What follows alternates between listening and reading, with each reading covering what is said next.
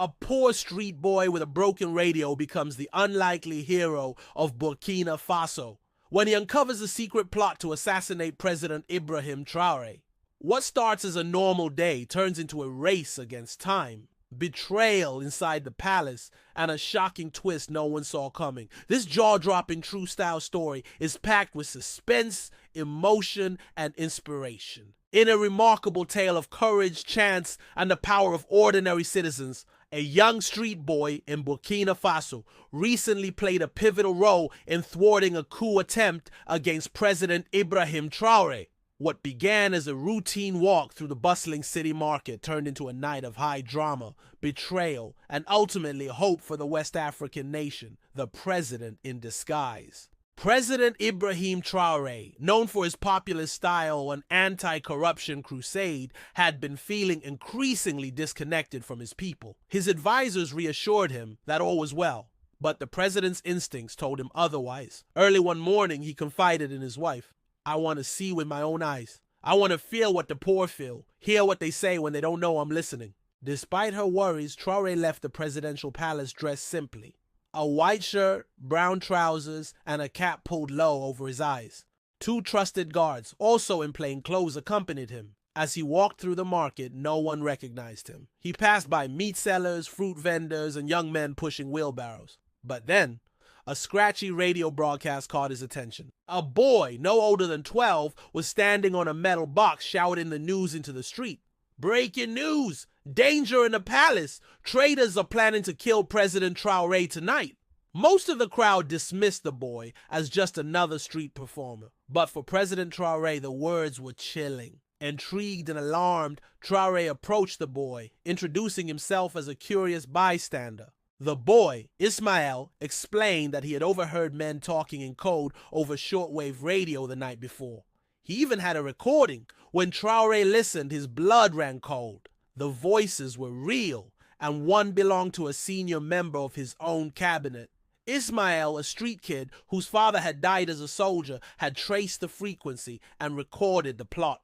Traoré revealed his true identity to Ismael, swearing him to secrecy. "You may have saved my life," he told the boy, inviting him to the palace for his own safety. Race against time. Back at the palace, Traoré met with Commander Coup, his trusted intelligence chief.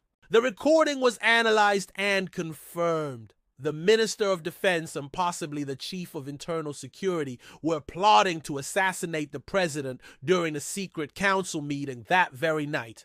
The stakes couldn't have been higher. Traoré decided he had to attend the meeting as planned to avoid tipping off the conspirators, but this time he would be ready. Ismael, meanwhile, was given food, a bed, and the protection of the palace, a world away from his usual life on the streets. The trap is set. That night, the presidential council convened as usual. Traoré, wearing a hidden bulletproof vest, entered the room, his senses on high alert. As the ministers discussed security and budgets, a whisper came through his earpiece. "Sir, someone is transmitting audio live from this room. There's a spy among you." Traoré's eyes scanned the faces of the men he had trusted. Then, a small blinking light caught his eye inside the Minister of Defense's jacket. Calmly, Traoré pressed a hidden button, signaling Commander Sekou's team to act. Suddenly, the palace plunged into darkness. Smoke filled the room, and armed guards wearing night vision goggles stormed in. Within seconds, the Minister of Defense was pinned down and the transmitter was recovered. The coup plot was exposed. The boy goes missing. But the crisis was far from over. As the dust settled, Traoré realized Ismael was missing from his guest room. The window was open, and a spot of blood stained the floor.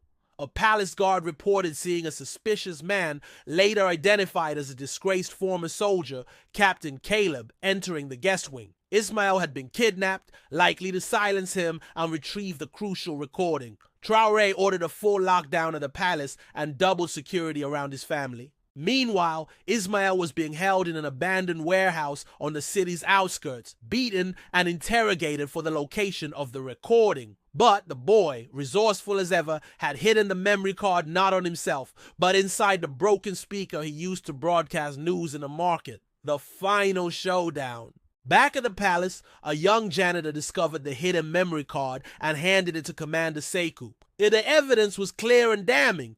Meanwhile, Ismael's captors prepared to smuggle him out of the country on a private jet. As the plane readied for takeoff, black helicopters descended. Traoré himself led the rescue operation. In a dramatic confrontation, Captain Caleb was shot and arrested, and Ismael was freed. A nation inspired.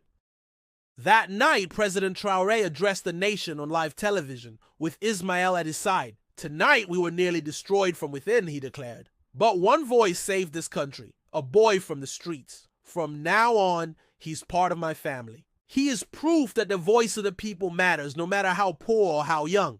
In the days that followed, arrests were made and trials began.